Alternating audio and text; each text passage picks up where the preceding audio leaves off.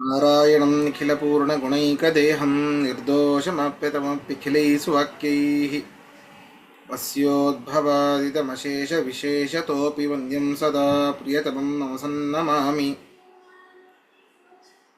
व्यासाय भवनाशाय श्रीशाय गुणराशये हृद्याय शुद्धविद्याय मध्वाय च नमो नमः। अभ्रमं भङ्गरहितम् अजडं विमलं सदा आनन्दतीर्थमतुलं भजे तापत्रयापहम्। पृथ्वीमण्डलमध्यस्थाः पूर्णबोधमतानुगाः वैष्णवाः विष्णुहृदयाः तान्नमस्ये गुरून् मम। तपस्वाध्यायशुश्रूषा कृष्णपूजारतं मुनिं विश्वेशम् इष्टदं वन्दे परिव्राट् चक्रवर्तिनम्। श्रीगुरुभ्यो नमः। हरिः ओम्। ಇನ್ನೊಮ್ಮೆ ಶ್ಲೋಕವನ್ನು ಓದೋಣ. ಗೌತಮಸ್ಯ ಋಷೇ ಶಾಪಾತ್. ಇನ್ನು ಕೆಳಗೆ ಹೋಗಬೇಕು ಶ್ರೀಕಾಂತ್ ಅವರೇ. ಜ್ಞಾನೇ ತ್ವಜ್ಞಾನತಾಂ ಗತೇ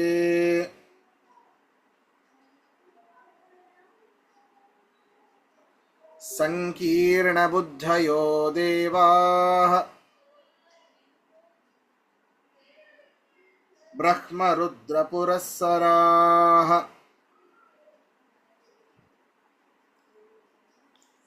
ಹಿಂದೆ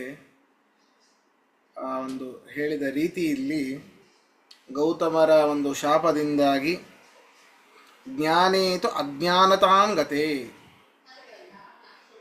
ಜ್ಞಾನವೇ ಇತ್ತು, ಗೌತಮಸ್ಯ ಋಷೇ ಶಾಪ, ಗೌತಮ ಋಷಿಯ ಶಾಪದಿಂದಾಗಿ ಅಜ್ಞಾನತಾಂ ಗತೆ, ಘಟದಲ್ಲಿ ಘಟತ್ವವೇ, ಈ ಒಂದು ಪಟದಲ್ಲಿ ಪಟತ್ವವೇ, ಆದರೆ ಘಟದಲ್ಲಿ ಪಟತ್ವ ಬರ್ಲಿಕ್ಕೆ ಸಾಧ್ಯ ಇಲ್ಲ, ಪಟದಲ್ಲಿ ಘಟತ್ವ ಬರ್ಲಿಕ್ಕೆ ಸಾಧ್ಯ ಇಲ್ಲ, ಮನುಷ್ಯನಲ್ಲಿ ಪಶುತ್ವ ಬರ್ಲಿಕ್ಕೆ ಸಾಧ್ಯ ಇಲ್ಲ. ಹಾಗೆ ಈ ಜ್ಞಾನದಲ್ಲಿ ಅಜ್ಞಾನತ್ವ ಬರ್ಲಿಕ್ಕೆ ಸಾಧ್ಯ ಇಲ್ಲ, ಆದರೆ ಶಾಪದಿಂದಾಗಿ ಅಜ್ಞಾನತಾಂ ಗತೆ, ಜ್ಞಾನವು ಅಜ್ಞಾನತ್ವ ಉಳ್ಳದ್ದಾಯಿತು, ಅರ್ಥಾತ್ ಅನ್ಯಥಾ ಜ್ಞಾನ ಆಯಿತು ಅಂತ ಅರ್ಥ. ಸಂಕೀರ್ಣ ಬುದ್ಧಯೋ ದೇವಾಹ, ಸಂಕೀರ್ಣ ಬುದ್ಧಯ ಅಂತಂದ್ರೆ ದೇವತೆಗಳು ಈ ಭೂಲೋಕದಲ್ಲಿ ಇರುವಂತಹ ಜನರ ಮೇಲೆ ಕೃಪೆಯನ್ನ ಮಾಡಿ ದಯಾಳುಗಳಾದ, ಅಂದ್ರೆ ದಯಾಳು ಬುದ್ಧಿ ಉಳ್ಳಂತಹ ದೇವತೆಗಳು ಅಂತ. ಸಂಕೀರ್ಣ ಬುದ್ಧಯ ಅಂತಂದ್ರೆ ದಯಾಳು, ದಯೆ ಎಂಬ ದಯೆಯನ್ನ ತೋರಿ ನಮ್ಮ ಮೇಲೆ ಯಾರು? ಬ್ರಹ್ಮರುದ್ರ ಪುರಸ್ಸರಾಹ, ಚತುರ್ಮುಖ ಬ್ರಹ್ಮದೇವರು, ಪಂಚಮುಖ ರುದ್ರದೇವರು, ಇಂದ್ರದೇವರು, ಇವರೇ ಮೊದಲಾದ ಎಲ್ಲ ದೇವತೆಗಳು ಏನು ಮಾಡಿದರು ಅಂತಂದ್ರೆ ಮುಂದಿನ ಶ್ಲೋಕ ಹೇಳಬೇಕು. ಶರಣ್ಯಂ ಶರಣಂ ಜಗ್ಮುಹು ನಾರಾಯಣಮನಾಮಯಂ ತೈರ್ವಿಜ್ಞಾಪಿತ ಕಾರ್ಯಸ್ತು ಭಗವಾನ್ ಪುರುಷೋತ್ತಮಃ ಅವತೀರ್ಣೋ ಮಹಾಯೋಗಿ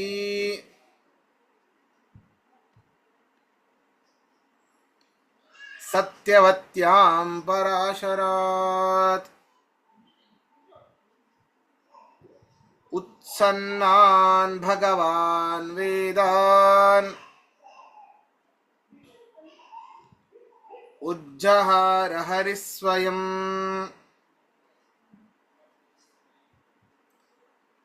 ಚತುರ್ಧಾ ವ್ಯಭಜತ್ತಾಂಶ್ಚ ಚತುರ್ವಿಂಶತಿಧಾ ಪುನಃ ಶತಧಾ ಚೈಕಧಾ ಚೈವ ತಥೈವ ಚ ಸಹಸ್ರಧಾ.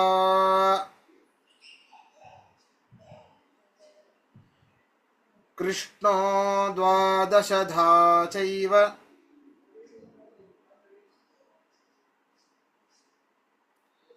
ಪುನಸ್ತಸ್ಯಾರ್ಥವಿತ್ತಯೇ.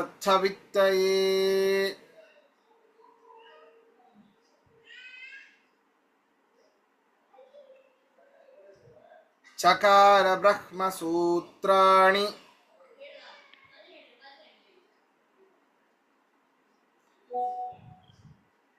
ಯೇಷಾಂ ಸೂತ್ರತ್ವಮಂಜಸಾ.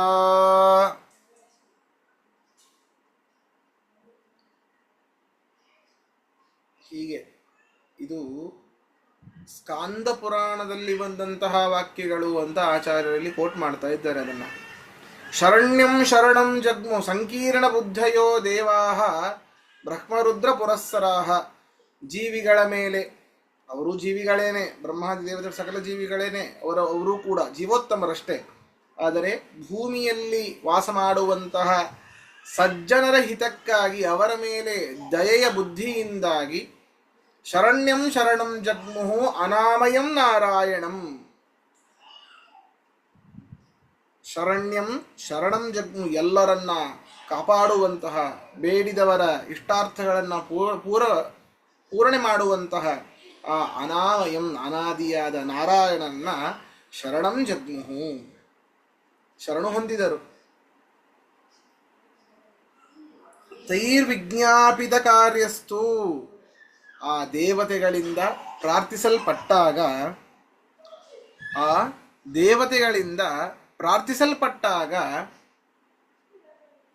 ಆ ಭಗವಾನ್ ಪುರುಷೋತ್ತಮನಾದ,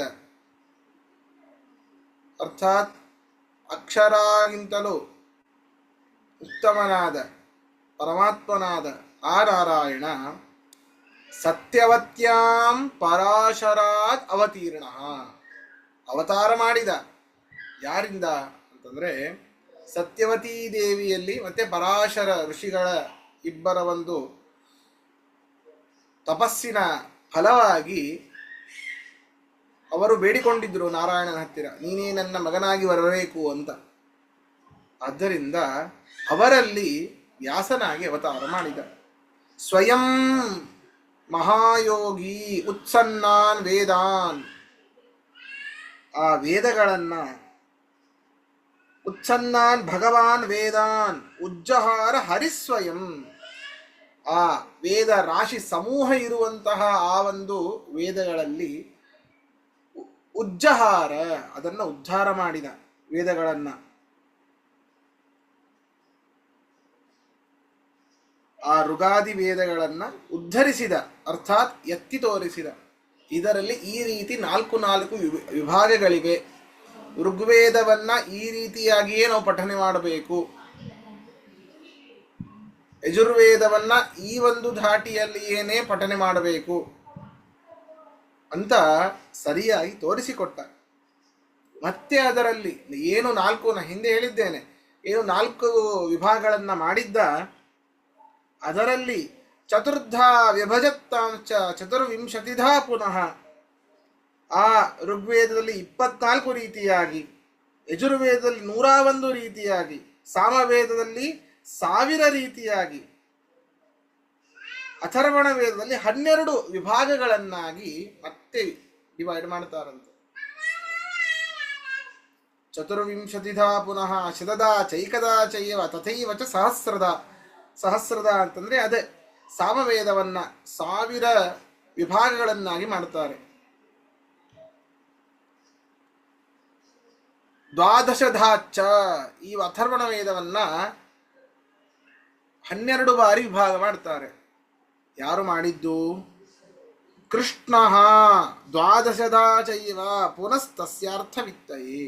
ಕೃಷ್ಣ ಅಂತಂದ್ರೆ ಯದುವಂಶ, ಯಾದವ ಕೃಷ್ಣ ಅಲ್ಲ, ವಾಸಿಷ್ಠ ಕೃಷ್ಣ. ವಾಸಿಷ್ಠ ಕೃಷ್ಣ ಅಂತ ಯಾಕೆ ಕರೀತಾರೆ ಗೊತ್ತಾ? ಯಾರಿಗಾದ್ರೂ ಗೊತ್ತಿದೆನಾ?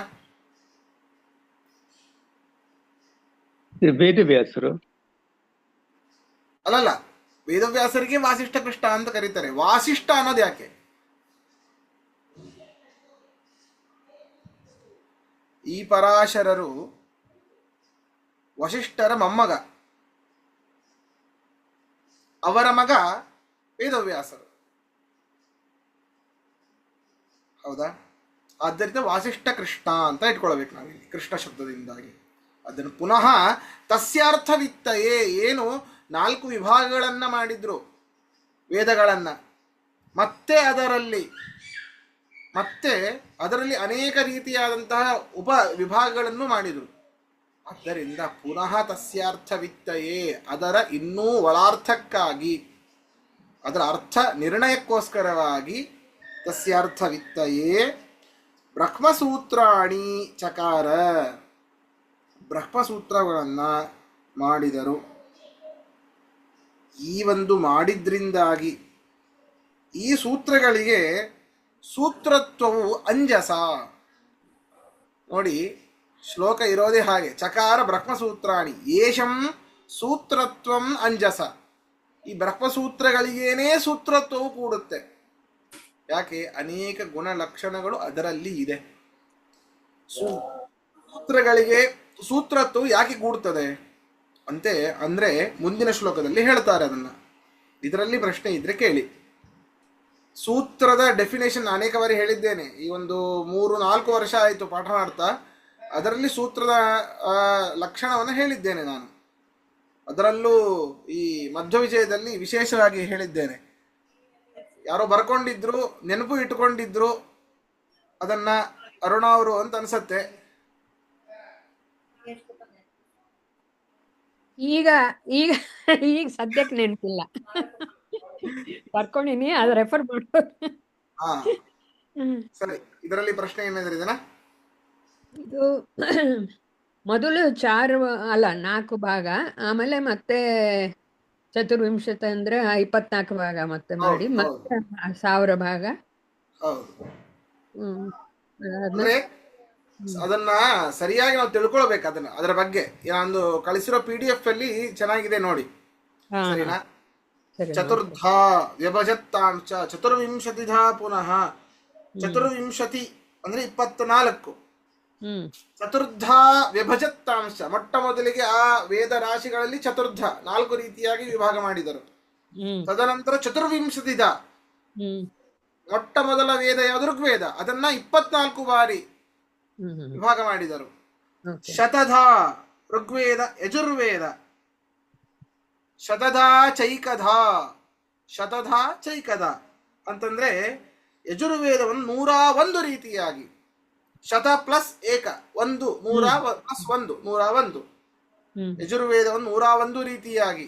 ತಥೈವ ಚ ಸಹಸ್ರಧ, ಸಾಮವೇದವನ್ನ 1000 ವಿಭಾಗಗಳನ್ನಾಗಿ.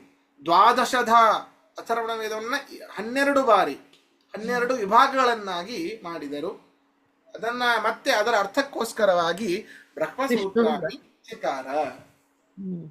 ಆ ಬ್ರಹ್ಮಸೂತ್ರಗಳಿಗೆ ಸೂತ್ರತ್ವ ನಿಜವಾಗಲೂ ಕೂಡುತ್ತೆ, ಅಂಜಸ, ಪೂರ್ಣ ಲಕ್ಷಣಗಳಿಂದ ಒಪ್ಪುವಂಥದ್ದು ಅದಕ್ಕೆ.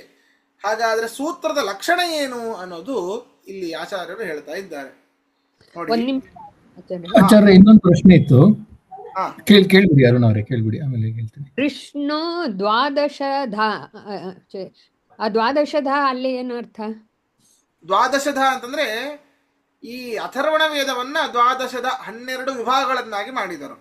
ಅದು ಮೊದ್ಲಿಂದ್ರಾಗೆ ಬಂದಿಲ್ವಾ? ಇಲ್ಲ, ಸರಿ, ಮೊದ್ಲಿಂದ ಬಂದಿಲ್ಲ. ಹೌದು. ಫಸ್ಟ್ ಚತುರ್ವಿಂಶತಿಧ, ಆಮೇಲೆ ಶತಧ ಚ ಏಕಧ, ಆಮೇಲೆ ಸಹಸ್ರಧ, ಆಮೇಲೆ ದ್ವಾದಶಧ. ಚಕಾರ, ಇಲ್ಲಿ ಚಕಾರ ಅಂದ್ರೆ ಚಕಾರ ಬ್ರಹ್ಮಸೂತ್ರಾಣಿ ತಸ್ಯಾರ್ಥ ವಿತ್ತಯೇ ಚಕಾರ. ಬ್ರಹ್ಮಸೂತ್ರಗಳನ್ನ ಅದರ ಅರ್ಥಕ್ಕಾಗಿ ಏನು ವಿಭಾಗಗಳನ್ನ ಮಾಡಿದ್ರೋ ಅದರ ಅರ್ಥಕ್ಕಾಗಿ ಬ್ರಹ್ಮಸೂತ್ರಗಳನ್ನ ಚಕಾರ ಮಾಡಿದರು. ಆಮೇಲೆ ಸೂತ್ರ ಇಲ್ಲ ಆಚಾರ್ಯ, ಒಂದೇ ಸಣ್ಣ ಪ್ರಶ್ನೆ. ವೇದಗಳು 3, ಅಥರ್ವಣ ವೇದ, ಅಥರ್ವ ಋಷಿಗಳು ಬರೆದಿದ್ದು ಪ್ಯೂರ್ ವೇದ ಅಂತ. ವೇದಗಳು 4ಕ್ಕೆ ವಿಭಾಗ ಮಾಡಿದ್ದು, ಈ ಅಥರ್ವಣ ಋಷಿಗೆ ಅದು ಹೊಳೆದಿದ್ದು, ಸರಿನಾ? ತಪಸ್ಸಿನ ಮೂಲಕ ಅದು ಗೊತ್ತಾಗಿದ್ದು ಅಷ್ಟೇ. ಸರಿ, ಹಾಗಾದ್ರೆ ಅಥರ್ವಣ ಋಷಿಗಳದು ವೇದವ್ಯಾಸರಿಗಿಂತ ಮುಂಚೆನೆ ಹೊಳೆದು ಆಗಿತ್ತು. ಹಾಗಾದ್ರೆ ವೇದವ್ಯಾಸರ ಮುಂಚೆ ಏನಲ್ಲ, ವೇದವ್ಯಾಸರ ನಂತರವೇನೆ ಅವರು ಬಂದಿದ್ದು. ಅಂದ್ರೆ ಈಗ ಅವರು ಮಾಡಿದ್ದು ಅಥರ್ವ ವೇದ ಅಂತ ಮಾಡಿದ್ರು, ಮುಂದೆ ಹಾ. ಅಥರ್ವಣ ಋಷಿ ಅಂತ ಒಬ್ಬ ಇದ್ದ, ಹಾ. ಹೌದಾ? ಒಬ್ಬ ಋಷಿ ಇದ್ರು. ಆ ಓಕೆ. ಋಷಿಗೂ ಕುಡಿದು ಹೊಳಿತು ಅಷ್ಟೇ. ಓಕೆ, ಸರಿ ಸರಿ ಸರಿ. ಆ ಋಷಿ ಇದನ್ನ ಹಾ, ಸಂಗ್ರಹ ಮಾಡಿ ಅವ್ರು ಬರ್ದಿದ್ದಲ್ಲ ಅದು. ಇಲ್ಲ ಇಲ್ಲ ಇಲ್ಲ ಇಲ್ಲ ಇಲ್ಲ. ಸರಿ ಸರಿ, ಯಾಕಂದ್ರೆ ವೇದಗಳು ಯಾರು ಬರ್ದಿಲ್ಲ ಅಂತ ಹೇಳ್ತಾರಲ್ವಾ. ಹೌದು ಹೌದು, ಅವ್ರು ಬರ್ದಿರೋದಲ್ಲ. ಯಾವ ವೇದಗಳು ನೋಡಿ, ಈಗ ವಿಶ್ವಾಮಿತ್ರ ಗಾಯತ್ರಿ ಅಂತ, ಹಾ. ವಿಶ್ವಾಮಿತ್ರರು ಬರೆದಿದ್ದ ಗಾಯತ್ರಿನಾ? ಇಲ್ಲ. ಧ್ಯಾನ ಮಾಡ್ತಾ ಮಾಡ್ತಾ ಬ್ರಹ್ಮ ಗಾಯತ್ರಿ ಒಂದೇ ಇರುವಂತದ್ದು ವೇದದಲ್ಲಿ. ತತ್ಸವಿತುರ್ವರೆಣ್ಯಂ ಭರ್ಗೋ ದೇವಸ್ಯ ಧೀಮಹಿ ಧಿಯೋ ಯೋನಃ ಪ್ರಚೋದಯಾತ್. ವಿಶ್ವಾಮಿತ್ರ ಗಾಯತ್ರಿ ಅಂದ್ರೆ ಈ ಪ್ರಣವ ವ್ಯಾಹೃತಿಗಳು ಸೇರಿಸೋದು. ಓಂ ಭೂರ್ಭುವಸ್ವಃ ಇದು ವ್ಯಾಹೃತಿಗಳು, ಪ್ರಣವ ಓಂಕಾರ. ಈ ರೀತಿಯಾಗಿ ನಾವು ಅರ್ಥ ಮಾಡಬೇಕು, ಇದನ್ನ ಮಾಡಬೇಕು ಅಂತ ವಿಶ್ವಾಮಿತ್ರರಿಗೆ ಹೊಳೆದಿದ್ದಷ್ಟೇ. ಸರಿ ಸರಿ. ಹೀಗೆ ಅದರಿಂದ ನಾನು ವಿಶ್ವಾಮಿತ್ರ ಗಾಯತ್ರಿ ಅಂತ ಕರಿತಾ ಬಂದ್ರು. ಓಕೆ, ಯಾಕಂದ್ರೆ ಯಾವಾಗ್ಲೂ ಕನ್ಫ್ಯೂಷನ್ ಏನಿರುತ್ತೆ ಅಂದ್ರೆ ವೇದಗಳು 3-4 ಅನ್ನೋದಕ್ಕೋಸ್ಕರ. ಹ್ಮ್. ಗುರುಗಳೇ ಒಂದ್ ಕಡೆ ವೇದ ಗುರುಗಳೇ ಒಂದ್ ಅನಾದಿ ನಿತ್ಯ ಅಂತಾರಲ್ಲ, ಹೌದು ಅನಂತ ಇದೆ. ಅಷ್ಟು ವೇದನ್ನ ವೇದವ್ಯಾಸ ಸೆರೆ ಹಿಡಿದ್ಬಿಟ್ಟು 4 ಭಾಗ ಮಾಡ್ಬಿಟ್ರ. ಅಂದ್ರೆ ಹೌದು ಬಹಳ ಅನಾದಿ, ಅದು ಅನಿತ್ಯ ಇದೆ. ಅಷ್ಟಿನ್ನು ಒಟ್ಟುಗೂಡಿಸಿ 564 ಒಳಗೆ ಅಲ್ಲ, ಒಟ್ಟುಗೂಡಿಸ್ಲಿಕ್ಕೆ ಏನಾಗಿದೆ? ಅನಾದಿ ಇರ್ಲಿ, ಅನಂತ ಇರ್ಲಿ, ಹಾ ಪರಮಾತ್ಮ ಅನಂತ. ಹೌದು, ಅದು ಅವನಿಗೆ ಯಾವುದು ತಿಳ್ಕೊಳ್ಳಿಕ್ಕೆ ಅಸಾಧ್ಯ. ಅಸಾಧ್ಯವಾದ ಕೆಲಸವೇ ಇಲ್ಲ. ಅಚ್ಚಾ, ಸರಿನಾ? ದೇವರೇ ಮಾಡ್ಲಿಕ್ಕೆ ಸಾಧ್ಯ, ಹಾ, ದೇವರೇ ಮಾಡಿದ. ಅದನ್ನು ಮಾಡ್ಲಿಕ್ಕೆ ಅವನಿಂದ ಮಾತ್ರ ಸಾಧ್ಯ. ಗೊತ್ತಾಯ್ತು, ಇನ್ನೇನು ಉಳಿದಿಲ್ಲ. ಹೌದು, ಸರಿ, ಧನ್ಯವಾದ. ಅದನ್ನ ಮಾಡಿಲ್ಲ, ಸ್ವತಃ ಅವನೂ ಕೂಡ ಮಾಡಿಲ್ಲ. ಗುರುಗಳು ಈ 3 ವೇದ ಗುಂಪೆ ತ್ರೈ ಅಂತ ಬರ್ತದಲ್ಲ, ಒಂದ್ ಕಡೆ ನೋಡಿದೆ ನಾನು. ಅದು ಹೌದು. ಆದರೆ ಯಾಕೆ ತ್ರೈ ಅಂತ ಹೇಳ್ತಾರೆ ಅಂದ್ರೆ, ಅಥರ್ವಣ ವೇದದಲ್ಲಿ ಬರುವಂತಹ ಎಲ್ಲಾ ಸೂಕ್ತಗಳು ಈ 3 ವೇದದಲ್ಲಿ ಬರುವಂತಹ ಕೆಲವೊಂದು ಸೂಕ್ತಗಳೇ ಇದೆ ಅದರಲ್ಲಿ. ಅದರಿಂದ 3 ಅಂತ ವ್ಯವಹಾರ. ಹೌದು, ಋಗ್ ಯಜು ಇದು ಒಂದು ಸಾಮಾನ್ಯ ಬರ್ತದೆ, ತ್ರೈ ಅಂತ ಈ ಬರ್ತದೆ. 3 ವೇದಗಳಲ್ಲಿ ಬರುವಂತಹ ಸೂಕ್ತಗಳೇನೆ ಅಥರ್ವಣ ವೇದದಲ್ಲಿ ಇರುವಂತದ್ದು. ಆದ್ರಿಂದ ಕೆಲವೊಬ್ರು ಅದನ್ನ ಕನ್ಸಿಡರ್ ಮಾಡೋದಿಲ್ಲ. ವೇದ ಇರೋದು 4. ಓಕೆ, ಸರಿ ಸರಿ. ಮುಂದೆ ನೋಡಿ, ಸೂತ್ರದ ಒಂದು ಡೆಫಿನೇಷನ್ ಹೇಳ್ತಾರೆ, ಹೇಳಬೇಕು. ಅಲ್ಪಾಕ್ಷರಮ ಸಂದಿಗ್ಧಂ ಸಾರವತ್ ವಿಶ್ವತೋ ಮುಖಂ ಅಸ್ತೋಭಂ ಅನವದ್ಯಂ ಚ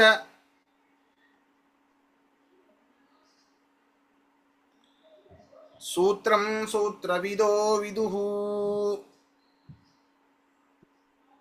ಮೊಟ್ಟ ಮೊದಲಿಗೆ ಭಾಷ್ಯವನ್ನು ಓದಿ ಬಿಡೋಣ, ತದನಂತರ ಅದರ ಅರ್ಥವನ್ನು ಹೇಳ್ತಾ ಬರ್ತೇನೆ. ನಿರ್ವಿಶೇಷಿತ ಸೂತ್ರತ್ವಂ ಬ್ರಹ್ಮಸೂತ್ರಸ್ಯ ಚಾಪ್ಯತಃ ಯಥಾ ವ್ಯಾಸತ್ವಮೇಕಸ್ಯ ಕೃಷ್ಣಸ್ಯಾನ್ಯೇ ವಿಶೇಷಣಾತ್ ಸವಿಶೇಷಣ ಸೂತ್ರಾಣಿ ಹ್ಯಪರಾಣಿ ವಿದೋ ವಿದುಃ.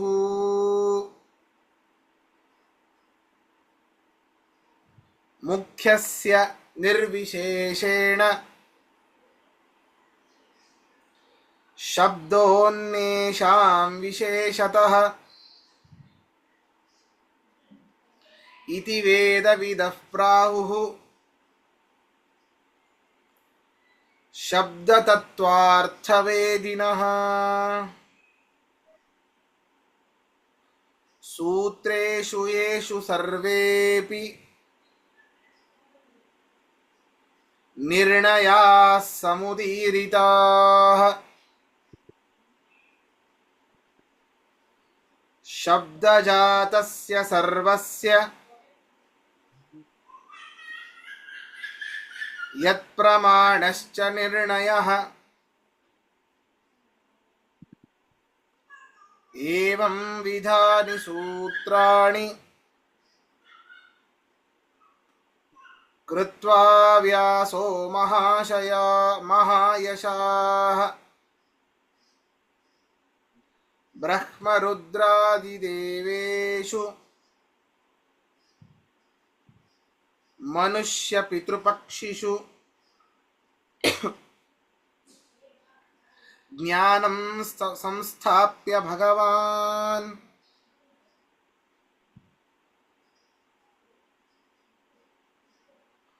ಕ್ರೀಡತೆ ಪುರುಷೋತ್ತಮಃ. ನೋಡಿ, ಅಲ್ಪಾಕ್ಷರಂ ಸೂತ್ರ, ಈ ಮೊದಲನೇ ಶ್ಲೋಕ ಮಾತ್ರ ಸೂತ್ರ ಡೆಫಿನೇಷನ್ ಇದು. ಅಲ್ಪಾಕ್ಷರಂ ಅಸಂದಿಗ್ಧಂ ಸಾರವತ್ ವಿಶ್ವತೋ ಮುಖಂ. ಏನು ಅಲ್ಪಾಕ್ಷರ ಅಂತಂದ್ರೆ, ಆ ಒಂದು ಸೂತ್ರದಿಂದ ಏನು ಅರ್ಥ ಬರಬೇಕೋ ಅದು ಅತ್ಯಂತ ಅಲ್ಪ ಅಕ್ಷರಗಳಲ್ಲಿ ಆ ಒಂದು ಸೂತ್ರ ಜೋಡಣೆ ಆಗಿರಬೇಕು. ಅದು ನಿಜವಾದ ಅದು ನೋಡಿ, ಅಲ್ಪಾಕ್ಷರಂ ಅಸಂದಿಗ್ಧಂ ಸಾರವದು ವಿಶ್ವತೋಮುಖಂ ಅಸ್ತೋಭಂ ಅನವದ್ಯಂ ಚ, ಈ 6 ಲಕ್ಷಣಗಳು ಸೂತ್ರದ್ದು. ಇವೆಲ್ಲವೂ ಕೂಡ ಯಾವುದರಲ್ಲಿ ಇರುತ್ತೋ ಅದೇ ನಿಜವಾದ ಸೂತ್ರ. ಅಲ್ಪಾಕ್ಷರಂ ವಿವಕ್ಷಿತವಾದ ಅರ್ಥ ಕೊಡುವಂತಹ, ಅದು ಎಷ್ಟೇ ದೊಡ್ಡದಿರಲಿ, ಸಣ್ಣ ಶಬ್ದದಿಂದಾಗಿ ದೊಡ್ಡ ಅರ್ಥ ಆಗ್ತಿರಬೇಕು. ಅದೇ ಅಲ್ಪಾಕ್ಷರಂ, ಸ್ವಲ್ಪ ಅಕ್ಷರಗಳಿರಬೇಕು ಸೂತ್ರದಲ್ಲಿ. ಅಸಂದಿಗ್ಧಂ, ಯಾವುದೋ ಸೂತ್ರ ಹೇಳ್ತಾರೆ ಅಂತ ತಿಳ್ಕೊಳ್ಳಿ, ಇದು ಯಾಕೆ ಹೇಳಿದ್ರು, ಏನಿದು ಅಂತ ಸಂಶಯ ಬರಬಾರ್ದು. ಸಂದಿಗ್ಧವಾಗಿರಬಾರ್ದು, ಅಸಂದಿಗ್ಧವಾಗಿರಬೇಕು. ಸಾರವತು ಅಷ್ಟೇ ಅಲ್ಲ, ಇರೋ ಆ ಒಂದು ಸೂತ್ರ ಹೇಳಿದ್ದಾರೆ ಅಂತಂದ್ರೆ ಅದಕ್ಕೆ ಅನೇಕ ಪ್ರಮಾಣಗಳಿಂದ ಲಭ್ಯವಾಗದೇ ಇರುವಂತಹ ಹೊಸಾದ ಅರ್ಥ ಅದರಿಂದ ಬರ್ತಿರಬೇಕು. ಆ ಒಂದು ಸೂತ್ರದಿಂದ ನಮಗೆ ಇದರಲ್ಲಿ ಯಾವುದೂ ಗೊತ್ತಾಗೋದು, ಬರೀ ಸೂತ್ರ ಓದಿ ಬರೀ ಶಬ್ದಗಳ ಶ್ರವಣ ಆಗತ್ತೆ ಅಷ್ಟೇ, ಸೂತ್ರವನ್ನು ಓದ್ಲಿಕ್ಕೆ ಬರೋಲ್ಲ. ಕೆಲವೊಮ್ಮೆ ಈಗ ಮುಂದೆ ಹೋದರೆ ದೊಡ್ಡ ದೊಡ್ಡ ಸೂತ್ರಗಳೆಲ್ಲ ಬರುತ್ತೆ, ಅದರ ಉಚ್ಚಾರಣೆ ಕೂಡ ಆಗೋದಿಲ್ಲ ನಮಗೆ. ಸಾರವತು, ಇತರ ಪ್ರಮಾಣಗಳಿಂದ ಅಲಭ್ಯವಾದ ಅರ್ಥ ಈ ಒಂದು ಸೂತ್ರದಲ್ಲಿ ಲಭ್ಯವಾಗಬೇಕು. ವಿಶ್ವತೋಮುಖಂ ಅಂದ್ರೆ ಬರೀ ಒಂದನ್ನೇ ಅರ್ಥ ಇರಬಾರ್ದು, ಅನೇಕ ಅರ್ಥ ಅದಕ್ಕಿರಬೇಕು. ಆ ಒಂದು ಸೂತ್ರಕ್ಕೆ ಬಹುಶಾಖೆಗಳಿಗೆ ನಿರ್ಣಾಯಕವಾಗಿರಬೇಕು. ನೋಡಿ, 4 ವೇದಗಳ ಶಾಖೆಗಳು ಮತ್ತೆ ಅದರಲ್ಲಿ ಉಪಶಾಖೆಗಳು, ಈ ಎಲ್ಲ ಶಾಖೆಗಳಿಗೂ ನಿರ್ಣಾಯಕವಾಗಿದೆ ಈ ಒಂದು ಬ್ರಹ್ಮಸೂತ್ರ. ಅಸ್ತೋಭಂ ಅಲ್ಲ, ಈಗ ಮುಂದೆ ಮುಂದೆ ಹೇಳಿದ ಜನ್ಮಾದ್ಯಸ್ಯ ಯತಃ ಓಂ ಓಂ ಅಥಾತೋ ಬ್ರಹ್ಮ ಜಿಜ್ಞಾಸ ಓಂ. ಇಲ್ಲಿ ಅನಚೀಚ ಇತ್ಯಾದಿ ಸೂತ್ರಗಳೆಲ್ಲ ಬರ್ತದೆ. ಮುಂದೆ ಒಂದೊಂದು ಚಕಾರ ಬರ್ತದೆ, ತು ಅಂತ ಬರ್ತದೆ. ಅಲ್ಲಿ ತು ಅಂತ ಯಾಕೆ ಹಾಕಿದ್ರು? ತು ವ್ಯರ್ಥ, ಸೂತ್ರದಲ್ಲಿ ತು ಅನ್ನೋದು ಬೇಕಾಗೇ ಇಲ್ಲ. ಇದರಿಂದಲೇನೆ ನಮಗೆ ಈ ಒಂದು ಪೂರ್ವದಲ್ಲಿ ಇರುವಂತಹ ಶಬ್ದದಿಂದಲೇ ನಮಗೆ ಎಲ್ಲ ಅರ್ಥ ಸಿಗ್ತಾ ಇದೆ. ತು ಅನ್ನೋದು ವ್ಯರ್ಥ, ಚ ಅನ್ನೋದು ವ್ಯರ್ಥ ಅಂತ ಆಗಬಾರದು. ಯಾವುದು ಈ ಒಂದು ಸೂತ್ರ ಏನಿದೆ, ಯಾರೋ ವೇದವ್ಯಾಸರು ಬರೆದಿರುವಂತಹ ಸೂತ್ರ ಏನಿದೆ, ಅದರಲ್ಲಿ ಒಂದೊಂದು ಅಕ್ಷರವೂ ಕೂಡ ವ್ಯರ್ಥ ಅಲ್ಲ. ಅಸ್ತೋಭಂ, ವ್ಯರ್ಥಾಕ್ಷರಗಳ ರಾಹಿತ್ಯ ಇರಬೇಕು ಅದರಲ್ಲಿ. ಅನವದ್ಯಂಚ, ಯಾವುದೇ ಶಬ್ದ ದೋಷಗಳು ಇರಬಾರದು. ಇಂತಹ 6 ಲಕ್ಷಣವುಳ್ಳಂಥದ್ದೇ ಯಾರು ಸೂತ್ರವನ್ನು ಬಲ್ಲವರಿದ್ದಾರೆ, ಸೂತ್ರವಿದ ಸೂತ್ರಂ ವಿದುಹು, ಸೂತ್ರಗಳಿಂದ ಅವರನ್ನ ತಿಳಿದಿದ್ದಾರೆ. ಅಲ್ಪಾಕ್ಷರಂ ಅಸಂದಿಗ್ಧಂ ಸಾರವತ್ ವಿಶ್ವತೋಮುಖಂ ಅಸ್ತೋಭಂ ಅನವದ್ಯಂ, ಈ 6 ಲಕ್ಷಣಗಳು ಯಾವುದರಲ್ಲಿ ಇರ್ತದೋ ಅದು ನಿಜವಾದ ಸೂತ್ರ. ಹಾಗಾದ್ರೆ ಈಗ ನಿಮ್ಮ ತಲೆಯಲ್ಲಿ ಸೂತ್ರ ಅಂದರೆ ಯಾವುದು? ನಾವು ಬೇಕಾದಷ್ಟು ಸೂತ್ರಗಳಿವೆಪ್ಪ. ಪಾತಂಜಲಿ ಯೋಗ ಸೂತ್ರ ಇದೆ, ಗೌತಮ ಸೂತ್ರ ಇದೆ, ವಾತ್ಸಾಯನ ಸೂತ್ರ ಇದೆ. ಯಾವ ಸೂತ್ರಗಳನ್ನು ಇಟ್ಕೊಳ್ತೀರಿ ನೀವು? ತಲೆ ಕೆಡಿಸ್ಕೊಳ್ಬೇಡಿ. ಆಚಾರ್ಯರು ಅಂದ್ರೆ ಯಾರು? ಪಕ್ಕದ ಮನೆ ಆಚಾರ ಅಲ್ಲ, ಮಧ್ವಾಚಾರ್ಯರೇ. ಆಚಾರ್ಯರು ಅಂದ್ರೆ ಮಧ್ವಾಚಾರ್ಯರೇ ನಮ್ಮ ತಲೆಗೆ ಬರೋದು, ಹೌದಾ?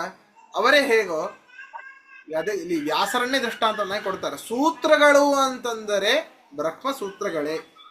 ನೋಡಿ, ಇದರಲ್ಲೇ ಇದೆ, ಸೂತ್ರಗಳು ಅಂತಂದರೆ ಬ್ರಹ್ಮ ಸೂತ್ರಗಳೇ. ಒಂದು ನಿಮಿಷ. ನಿರ್ವಿಶೇಷಿತ ಸೂತ್ರತ್ವಂ ಬ್ರಹ್ಮಸೂತ್ರಸ್ಯ ಚಾಪ್ಯತಃ. ನಿರ್ವಿಶೇಷಿತ ಸೂತ್ರತ್ವಂ, ಯಾವುದೇ ವಿಶೇಷಣ ಇಲ್ಲ. ಈಗ ನೋಡಿ, ನಾವು ಪಾತಂಜಲಿ ಸೂತ್ರ ಅಂತ ಹೇಳ್ತೇವೆ. ಪತಂಜಲಿ ಸೂತ್ರಗಳು. ಹಾಗಾದ್ರೆ ಆ ಸೂತ್ರಗಳಿಗೆ ವಿಶೇಷಣ ಯಾವುದು ಗೊತ್ತಾ? ಪತಂಜಲಿ. ಗೌತಮನ ಸೂತ್ರ, ಕಪಿಲ ಸೂತ್ರ, ಸಾಂಖ್ಯ ಸೂತ್ರ, ಮೀಮಾಂಸಾ, ಅನೇಕ ನಾವೆಲ್ಲ ಹೇಳ್ತಾ ಬರ್ತೇವೆ. ಅಲ್ಲಿ ಎಲ್ಲೇ ಸೂತ್ರ ಬರಲಿ, ಅದಕ್ಕೆ ವಿಶೇಷಣ ಇತ್ತು ಅಂತ ಆದರೆ ಅದು ಬೇರೆಯೇ. ಈ ಒಂದು ಬ್ರಹ್ಮಸೂತ್ರಗಳಿಗೆ ನಿರ್ವಿಶೇಷಿತ ಸೂತ್ರತ್ವಂ. ಇದಕ್ಕೆ ಬರೀ ಸೂತ್ರ ಅಂತಷ್ಟೇ ಕರಿಬೇಕೆ ಹೊರತು ಬ್ರಹ್ಮಸೂತ್ರಗಳನ್ನು ಕರೆಯೋ ಅವಶ್ಯಕತೆ ಇಲ್ಲ. ಸೂತ್ರಗಳು ಅಂದ್ರೆ ಬ್ರಹ್ಮಸೂತ್ರಗಳೇನೆ, ಅದರಲ್ಲಿ ಮಾತೇ ಇಲ್ಲ. ನಿರ್ವಿಶೇಷಿತ ಸೂತ್ರತ್ವಂ ಬ್ರಹ್ಮಸೂತ್ರಸ್ಯ ಚಾಪ್ಯತಃ. ನಿರ್ವಿಶೇಷಿತವಾದ, ಯಾವುದೇ ರೀತಿಯಾದಂತಹ ವಿಶೇಷಣ ಇಲ್ಲದೆ ಬರೀ ಸೂತ್ರ ಅಂತಂದ್ರೆ ಸೂತ್ರ ಶಬ್ದ ವಾಚ್ಯತ್ವ ಬ್ರಹ್ಮಸೂತ್ರಗಳಲ್ಲಿಯೇ ಬರ್ತದೆ. ಹೇಗೆ ಅಂತಂದ್ರೆ ಮುಂದೆ ಅವರೇ ಕೊಡ್ತಾರೆ. ಯಥಾ ವ್ಯಾಸತ್ವಮೇಕಸ್ಯ ಕೃಷ್ಣಸ್ಯಾನ್ನೇ ವಿಶೇಷಣಾತ್. ವ್ಯಾಸರು ಅಂದ್ರೆ ಯಾರಪ್ಪ? ವ್ಯಾಸರಾಜರಲ್ಲ. ವ್ಯಾಸರು ಅಂದ್ರೆ ಕೃಷ್ಣನೇನೆ, ಕೃಷ್ಣದ್ವೈಪಾಯನೇ, ಅರ್ಥಾತ್ ವಾಸಿಷ್ಠ ಕೃಷ್ಣನೇನೆ. ಇನ್ ಬೇರೆ ಯಾರಲ್ಲೂ ಬರ್ಲಿಕ್ಕೆ ಸಾಧ್ಯವೇ ಇಲ್ಲ ವ್ಯಾಸತ್ವ. ಅವರೊಬ್ಬರೇನೆ ವಿಭಾಗ ಮಾಡಿದ್ದು. ಹೌದಾ? ವ್ಯಾಸತ್ವಂ ಏಕಸ್ಯ ಕೃಷ್ಣಸ್ಯ ಅನ್ಯೇ ವಿಶೇಷಣಾತ್. ಕೃಷ್ಣನನ್ನ ಹೊರತುಪಡಿಸಿ ಇನ್ಯಾರಲ್ಲೂ ಬರ್ಲಿಕ್ಕೆ ಸಾಧ್ಯ ಇಲ್ಲ. ಕೃಷ್ಣರು ಅಂತಂದ್ರೆ ಯಾರು? ವೇದವ್ಯಾಸರೇನೆ. ಹೇಗೆ ವ್ಯಾಸತ್ವ ಅನ್ನುವಂಥದ್ದು ವೇದವ್ಯಾಸರನ್ನೇ ಹೇಳತ್ತೋ, ಹಾಗೆ ಸೂತ್ರ ಅನ್ನುವಂಥದ್ದು ಸೂತ್ರ, ಈ ಬ್ರಹ್ಮಸೂತ್ರಗಳನ್ನೇ ಹೇಳುತ್ತೆ.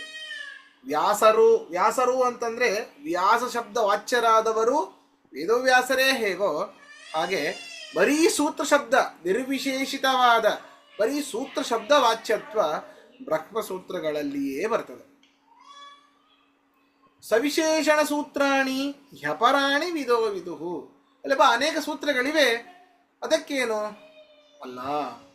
ಸವಿಶೇಷಿತ ಸೂತ್ರಾಣಿ ಅಂದ್ರೆ ವಿಶೇಷಣ ಸಹಿತವಾದ ಸೂತ್ರಗಳು ಯಾವುದರಲ್ಲಿ? ಅದು ಅಪರಾಣಿ ವಿಧೋ ವಿಧು. ಈ ವಾತ್ಸಾಯನ ಸೂತ್ರ, ಗೌತಮ ಸೂತ್ರ, ಅವೆಲ್ಲ ಬೇರೆಗಳಿವೆ, ಬೇರೆ ಬೇರೆ ಸೂತ್ರಗಳು. ಅಲ್ಲಿ ಏನಾದರೂ ನೋಡಿ, ಬರೀ ಸೂತ್ರ ಅಂದರೆ ಬ್ರಹ್ಮಸೂತ್ರ. ನೀವು ವಾತ್ಸಾಯನ ಸೂತ್ರ, ಗೌತಮ ಸೂತ್ರ, ಪಾತಂಜಲಿ ಸೂತ್ರ ಅಂತ ಇದೆಲ್ಲ ಹೇಳ್ತಾ ಬಂದ್ರಿ ಅಂತಂದರೆ ಅವು ಬೇರೆಯೇ. ಬೇರೆಯ ಸೂತ್ರಗಳನ್ನು ನೀವು ಬರೀ ಸೂತ್ರ ಅಂದರೆ ಪಾತಂಜಲಿ ಸೂತ್ರ ಬರೋದಿಲ್ಲ, ಗೌತಮರ ಸೂತ್ರ ಬರೋದಿಲ್ಲ. ಹೌದಾ? ಮತ್ತೇನು? ಆಯಾಯ ಸೂತ್ರಗಳನ್ನು ನೀವು ವಿಶೇಷಣ ಸಹಿತವಾಗಿಯೇ ಹೇಳಬೇಕು ಅಂತ ಜ್ಞಾನಿಗಳು ತಿಳಿದಿದ್ದಾರೆ. ಇದು ಜಗತ್ತಿನ ಸಾಮಾನ್ಯ ನಿಯಮ. ಇದು ಪಾಣಿನಿ ಸೂತ್ರ, ಅಲ್ಲಿ ಸೂತ್ರಗಳಂದ್ರೆ ಪಾಣಿನಿ ಸೂತ್ರಗಳೂ ಬರೋದಿಲ್ಲ. ಪಾಣಿನಿ ಸೂತ್ರ ಅಂತಲೇ ನೀವು ವಿಶೇಷವಾಗಿ ಹೇಳಿದಾಗ ಮಾತ್ರ ಪಾಣಿನಿ ಸೂತ್ರಗಳು ಒಂದರ್ಥ. ಬರೀ ಸೂತ್ರವನ್ನು ಹೇಳ್ತೀರಿ ಅಂತ ಆದರೆ, ಬರೀ ಸೂತ್ರ ಶಬ್ದ ಪ್ರಯೋಗ ಮಾಡ್ತೀರಿ ಅಂತ ಆದರೆ ಅದು ಬ್ರಹ್ಮಸೂತ್ರಗಳೇನೆ. ಅದನ್ನೇ ಹೇಳಿದ್ದು ಇಲ್ಲಿ ಆಚಾರ್ಯರು. ಸವಿಶೇಷಣ ಸೂತ್ರಾಣಿ ಹ್ಯಪರಾಣಿ ವಿಧೋ ವಿದುಹು ಮುಖ್ಯಸ್ಯ ನಿರ್ವಿಶೇಷೇಣ ಶಬ್ದೋನ್ನೇಷಾಂ ವಿಶೇಷತಃ. ಮುಖ್ಯವಾದ ವ್ಯಕ್ತಿಯಾಗಲಿ ವಸ್ತುವಾಗಲಿ ಅದನ್ನು ಉಪಪದ ರಹಿತವಾಗಿಯೇ ನಾವು ಹೇಳ್ತೇವೆ. ಈಗ ನೋಡಿ, ಮನೆಯಲ್ಲಿ ಯಾರೋ ಗೆಸ್ಟ್ ಬಂದಿದ್ದಾರೆ ಅಂತ ತಿಳ್ಕೊಳ್ಳಿ. ನಿಮ್ಮ ಮಡದಿಗೆ ಏನಂತ ಕರಿತೀರಿ?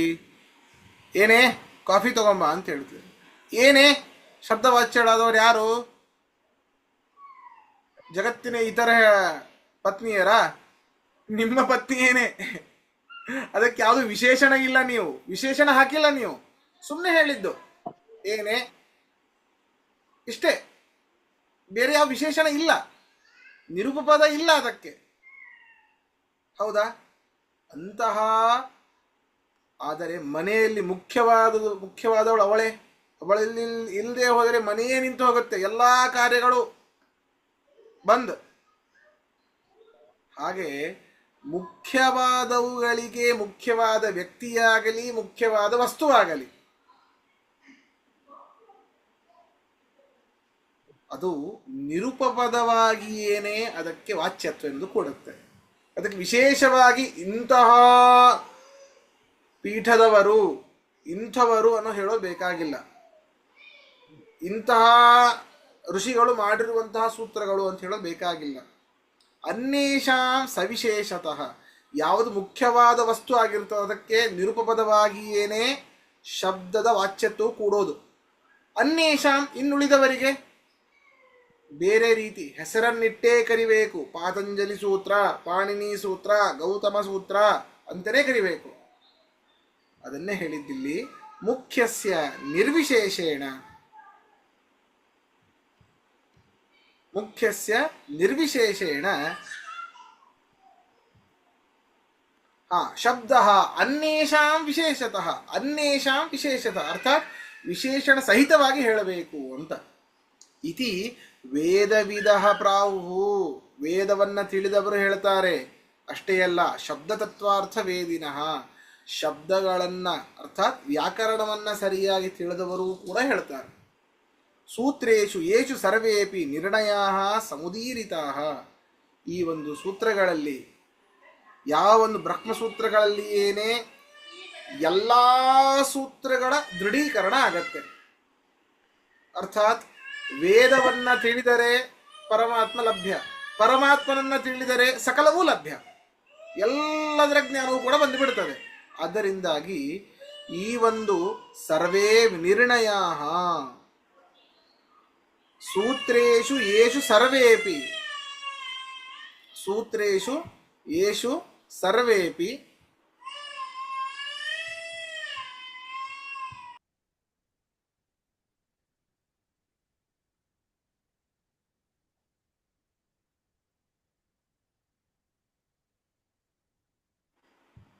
ಸೂತ್ರೇಷು ಯೇಷು ಸರ್ವೇಪಿ, ಎಲ್ಲ ಸೂತ್ರಗಳಿಂದಲೂ, ಈ ಒಂದು ಬ್ರಹ್ಮಸೂತ್ರಗಳಿಂದ ಸರ್ವೇ ನಿರ್ಣಯಾ ಸಮುದೀರಿತಾ,